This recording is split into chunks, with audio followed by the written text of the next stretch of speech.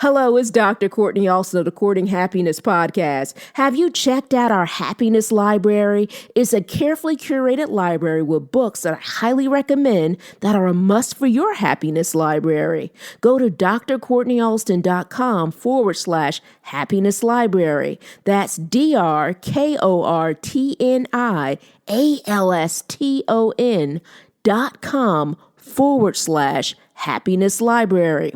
The authors you will hear on the podcast can also be found in our happiness library.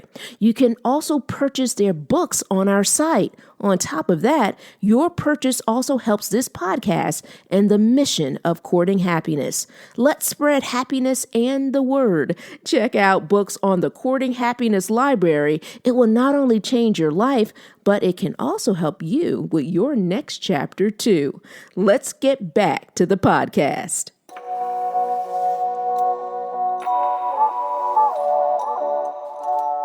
Welcome to the Courting Happiness podcast. This is a space where self-care becomes part of your day. A space where you learn evidence-based strategies to help your life, share it with those you love, and cultivate well-being at work. I'm your host, Dr. Kortni Alston. I'm a former news director, television reporter turned happiness scholar, TEDx speaker, and transformational trainer. I also understand hardships. While working my dream job in television, I lived a nightmare suddenly becoming a young widow after 86 days of marriage.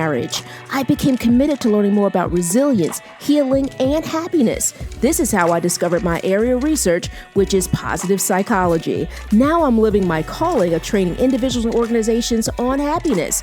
And my new chapter begins with being happily engaged. The Courting and Courting Happiness is about a true courtship. I like to say commitment with happiness. The K in courting stands for the vulnerability of sharing my story, inspirational interviews with phenomenal people, the infusion of positive psychology, and so much more. You'll learn how to commit to your well-being one episode at a time. I hope you subscribe and share. So, are you ready? Let's get started.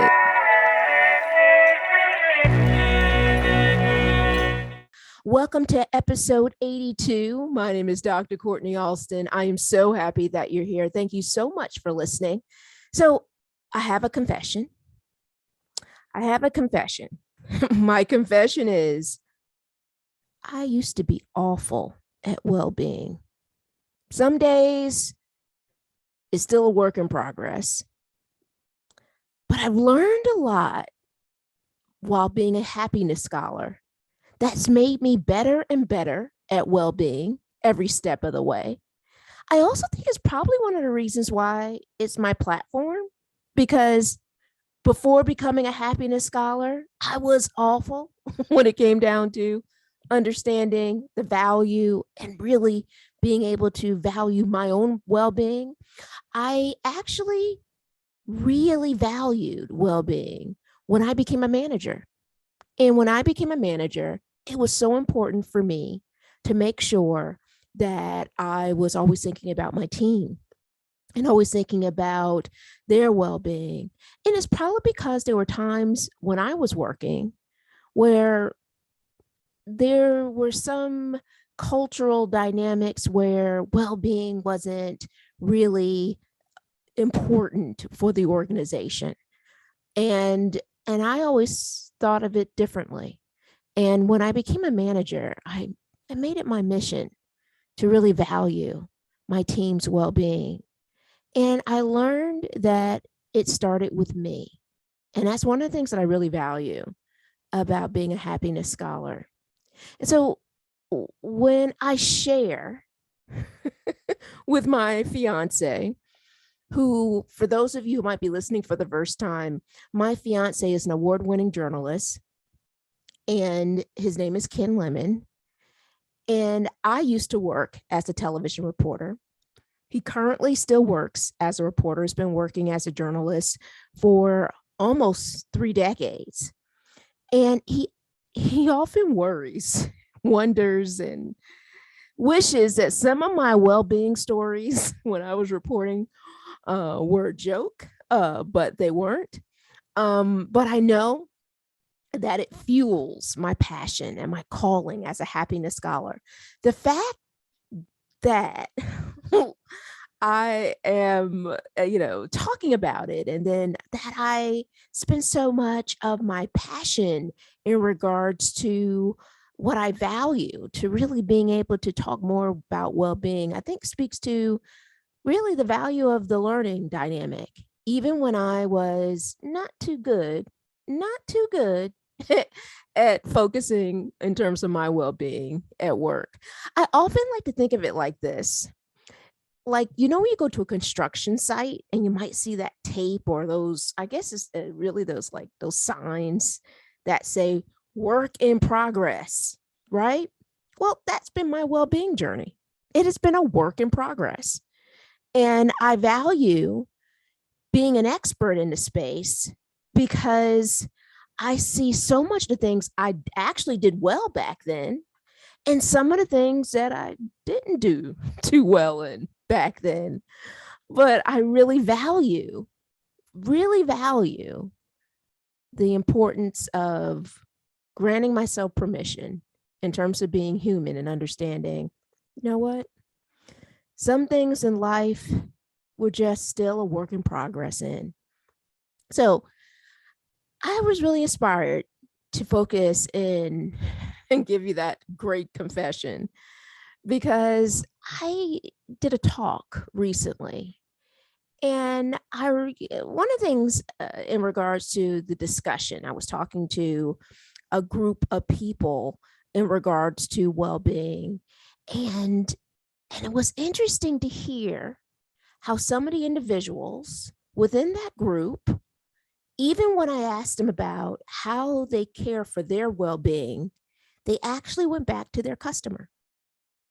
They they couldn't talk about specifically what they do for themselves, but what they've advised their customers to do. And I thought to myself, this is interesting. Even as I'm asking them about themselves to focus on you, they focused on their customer, which is great for their customer, right? But I almost say it's great to a degree, because one of the things I've learned in management is that it starts with you. It starts with you. And I've often shared this on the podcast before. So humor me if you heard this before. If you're new, this is great. This is going to be new to you. For those of you who have listened to the podcast regularly, I talk about this often. I talk about how I was granted a leadership fellowship when I worked as a news director in Baltimore for NPR member station, National Public Radio here in the United States. And during that training, um, I remember quite a few things. One of the things that stands out is this. They shared something that always speaks to me.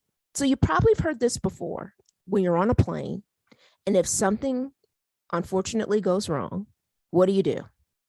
Do you start running around the plane, helping others, or do you focus on yourself first?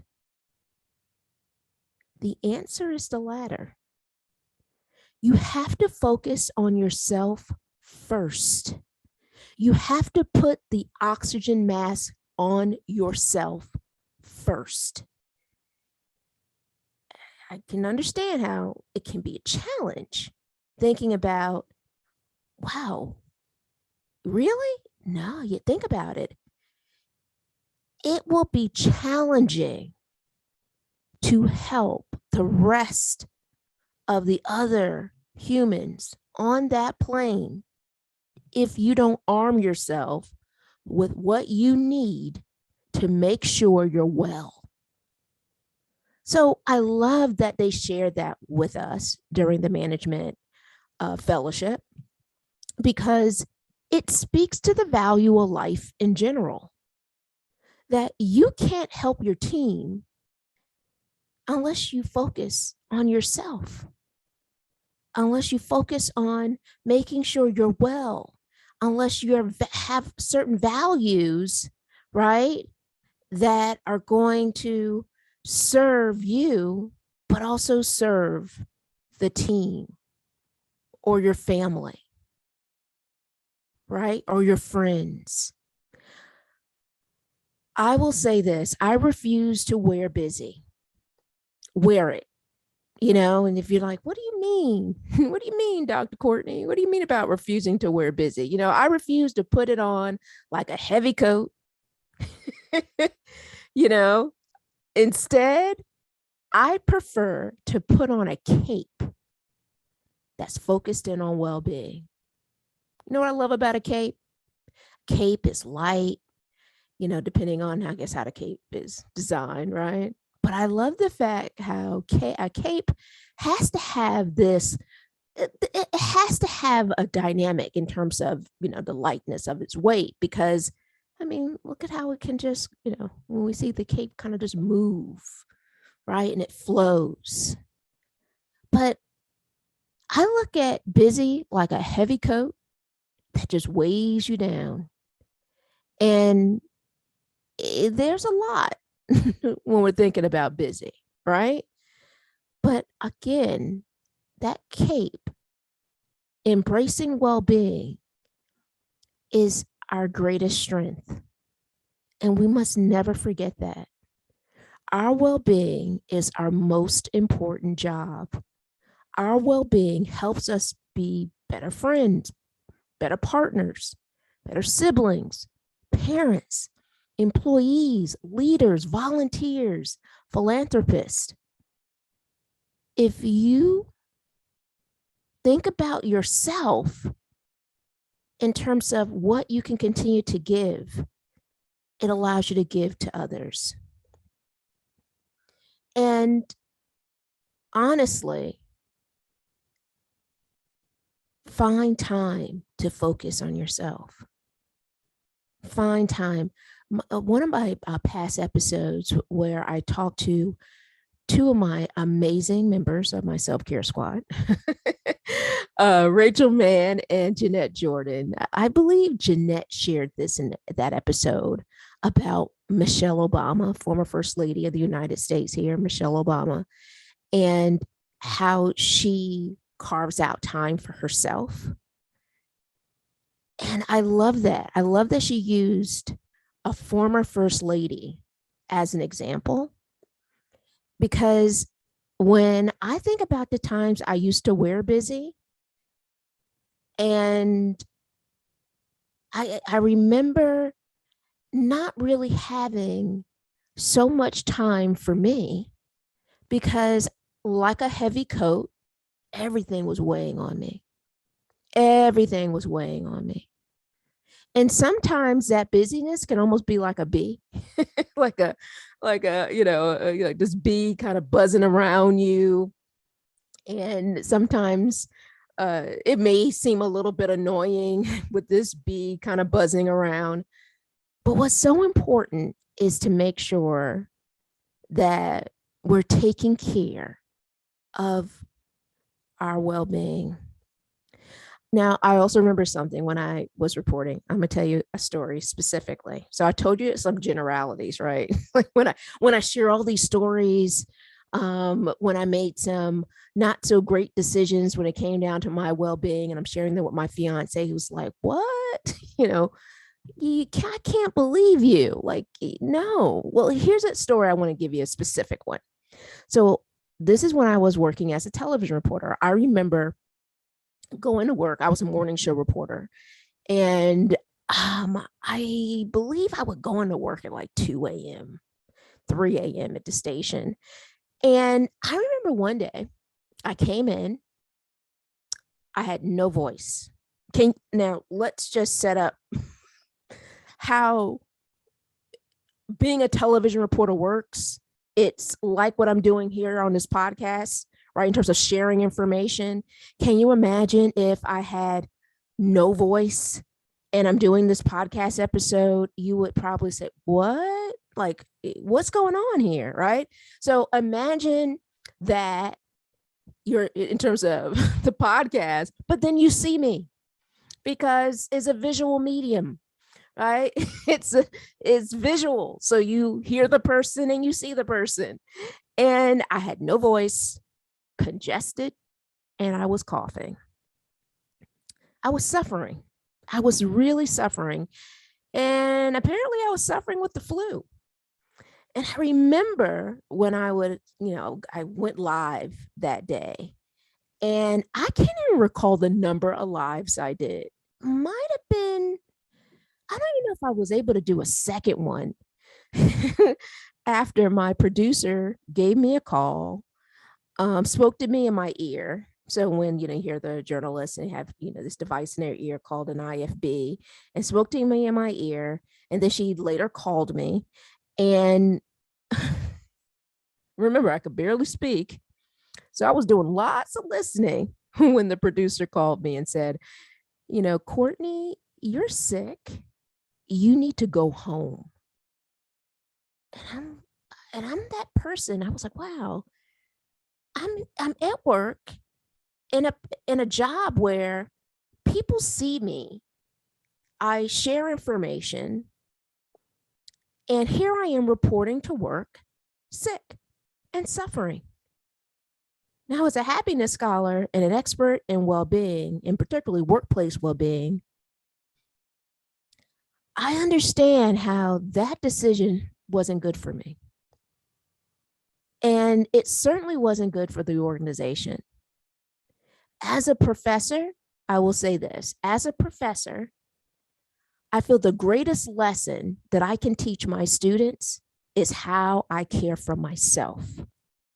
The value of creating boundaries, the value of rest, and the value of self-compassion.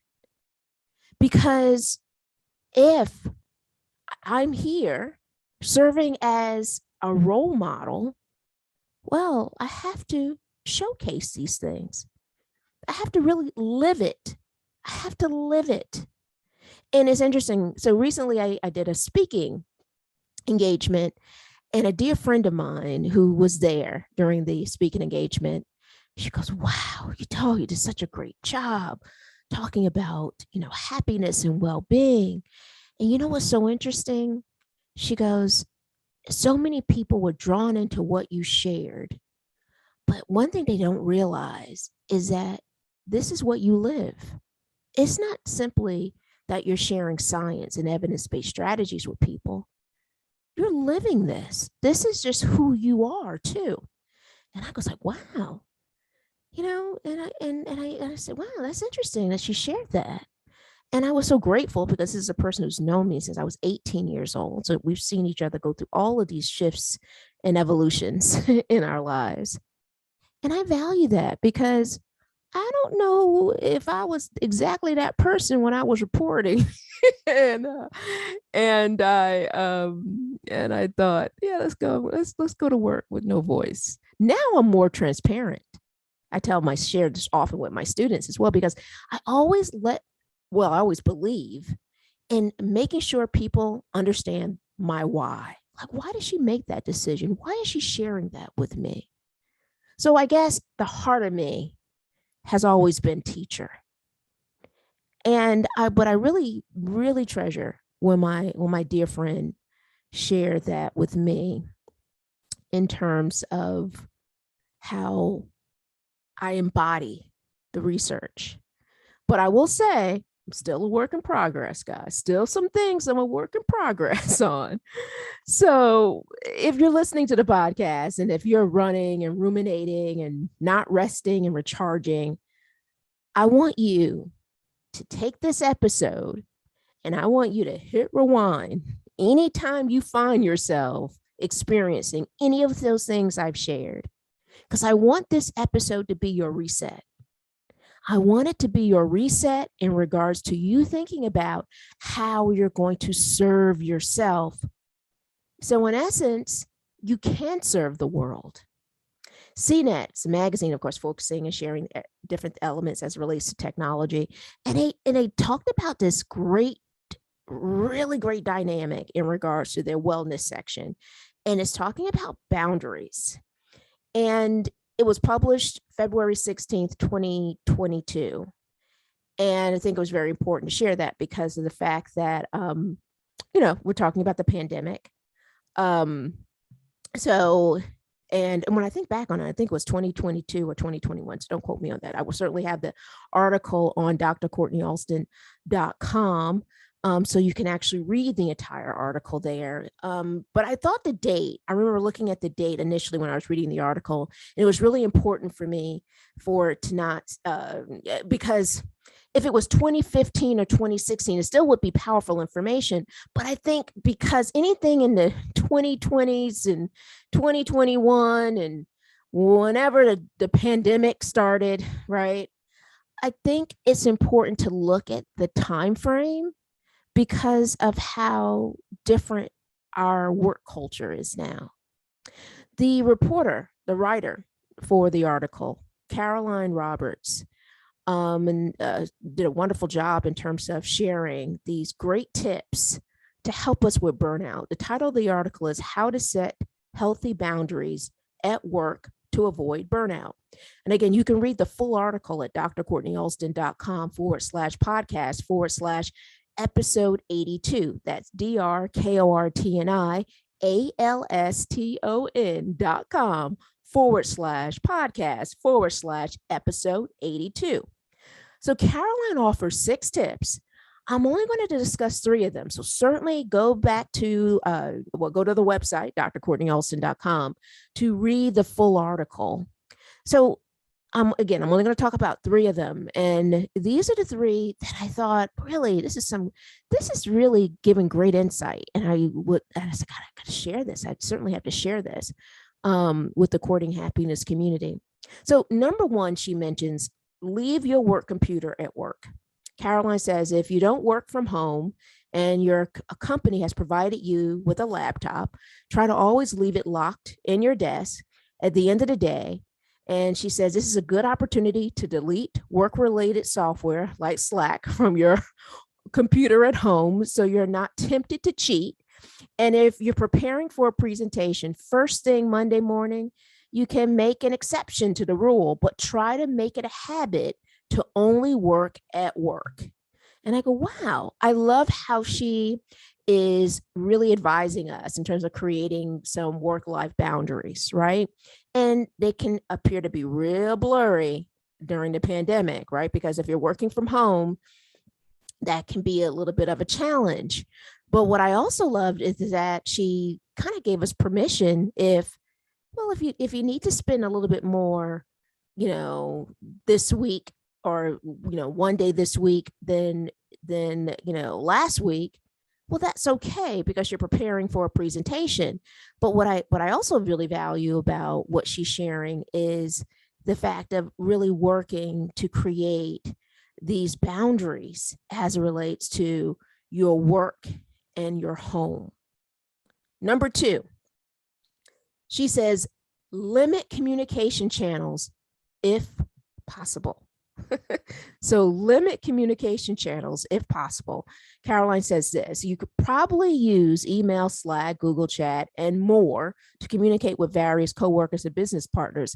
This definitely isn't helping with stress levels. She mentions a survey of working professionals found that almost half felt like multiple communication channels made them feel less productive and unfocused.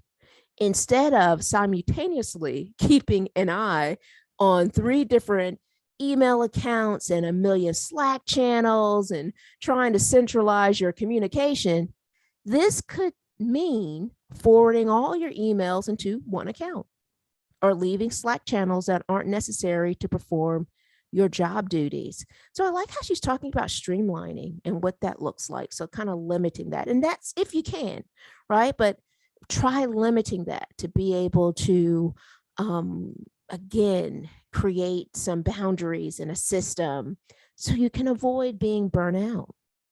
So this is the other, and I believe this might be number 6 that she mentions. Again, I'm only mentioning 3. Feel free to go to drkortnialston.com/podcast/episode 82. Let me say that one more time. So definitely go to drkortnialston.com/podcast/episode 82 to read the full article. All right. So the other that she likes to discuss. Again, number 6, I'm only going to talk about 3. And this will be my last one. She says this, and she's pretty emphatic about it. She says, communicate, communicate, communicate. Yes. Communicate, communicate, communicate. Is that what Caroline says? She says, once you start taking steps, people at the office who aren't used to the new you might start to push back.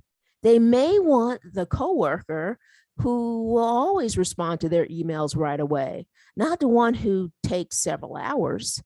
If people disagree with your revamped work style, she adds, calmly communicate to them why you're acting this way and how it helps you reduce stress. She also mentions this. Of course, if these tips are actually affecting your work performance, you need to modify your ways. But if a coworker gripes because you didn't respond to their 10 p.m. text, it's time to practice saying no again. I feel like I had to pause on that one because that in itself, right? When you're making changes, and some individuals, depending on your work culture, or even depending on your personal life, when you start making certain changes and people are like, wait a minute, I'm so used to you saying yes. And you're like, well, no, can't do it. I can't do it. I can't do it because, you may, matter of fact, a good friend of mine says, who found this information from another resource, who says it often, but I can't think of that individual right now. I can only think of my friend who says it often, and that is, no is a complete sentence. Sometimes it's no, you just can't, because maybe you don't have anything else to give, right? And you want to avoid burnout, right? What we don't want to do is get to the point where we're just so exhausted that we have nothing to give. So I love what she shares in terms of communicate. And you can only hope that when a person hears this, to me, the teacher in me says, the professor says, wow, communicating this is a great lesson for everyone involved. It's a great lesson for the person who's sharing it and a great lesson for the person who's receiving it, because what's ideal is for individuals to start saying, I need to also focus in making sure that I'm going to be okay too. And really reevaluate how things are running. And so I love that she's mentioning communication and how important and how really impactful communication is. So I will say this, I don't respond to work-related emails during the weekend, but I am a college professor. I am no longer reporting. And if I was reporting, I don't know if I could do that. I will say my fiance, even last night, I think he was looking at his phone at 1 a.m. So, and he's, again, still a television reporter. So some jobs, it may not really work for you to do that. I can do that with the form of work that I have now. So to me, it's also looking at the reality of the work that you're doing and seeing what's really going to serve you and really what is going to work well within your company culture too. And that's just me being very realistic, because sometimes in life, some things can be said and it's like, wow, well, that sounds great. But then when it comes down to applying it, may be a little bit challenging because it may not be the exact fit. So look and see what's going to serve you as it relates to the exact fit, right? I will say this. Listen to yourself in terms of your body and in terms of your mind, or in terms of just you, right? I'm just saying, listen to you, because what you don't want to do is wait till you break. You hear what I said? I feel like that's like a quote. You don't want to wait till you break. You don't want to wait till you break yourself and then you decide, I think I'm going to give myself a break, because you're already just really just exhausted, and you feel that you're already in pieces, and you feel like you don't even know what you're going to be able to handle next. So what you want to do is give yourself permission to focus in on, I love this saying that comes from one of my favorite scholars. I don't know if she realizes I talk about her so often. Her name is Dr. Christian Neff, and she is one of the pioneers in self-compassion research. She is also one of the leaders in regards to really giving us these tools and applications in regards to self-compassion. She actually has a book that is literally close to me right now, right behind me in the Courting Happiness studio, called Fierce Self-Compassion. And what I love about what Dr. Christian Neff says, she talks about, unlike self-criticism that asks if you're good enough, self-compassion asks, what's good for you? So I want you to give yourself permission to focus on what's good for you. Do you need to rest? Do you need vacation time? Do you need to reevaluate what your commute will look like? Do you need to reevaluate your life in terms of your work and your personal life, and making sure that it's not blurry, and that you need to have some defining lines, because maybe you're working from home and you need to figure out how it's going to better work for you. If you're dealing or coping or sorting out what all of these things look like, I want you to give yourself permission right now to focus in on what's good for you. You are important. Remember, it all starts with you. The better I became at making sure I was focusing in on my well-being, the better I was for my team, the better I am for my family. And also, fast forward, the better I am for my students, my community. So it's okay. It's okay not to be okay. And it's okay to focus in on you. It starts with you.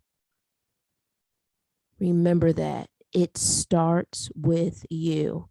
Practice self-compassion. Dr. Christian Neff has wonderful resources. You can find them on drkortnialston.com in terms of her website. She has great meditation tools and techniques that I'm telling you, you're just going to love. And I just really treasure all the things that she puts out in the world. And she is certainly someone who you would just continually learn the value of, the importance of acknowledging yourself, but then also the importance of acknowledging your suffering and also nurturing yourself. So thinking about like how you would talk to a friend, you would talk to that friend lovingly, right? It's giving that to yourself, talking to yourself lovingly, talking to yourself as your best bestie, and talking to yourself with this loving voice that says, what's good for me? What is good for you? Focus on your well-being. Always remember this. It is your most important job. Thank you so much for listening. Let's continue this conversation online. Email us at podcast@drkortnialston.com. That's podcast@drkortnialston.com. Join us on Instagram at Courting Happiness. Don't forget, that's courting with a K. Also, I hope you join our private Facebook community. You can find us at Courting Happiness Podcast Community. Our private Facebook group is a safe haven to share, meet more people looking to build positive relationships, focus on well-being, and create a happier life. Now, are you ready to spread happiness? We hope you subscribe and share this podcast with your family, friends, coworkers, and all the important people in your world. We release a new episode every Thursday. Congratulations on your continued commitment to your courting happiness journey. Thank you so much for listening. We want you to be well, be happier, and be kinder to yourself. We can't wait to see you next week.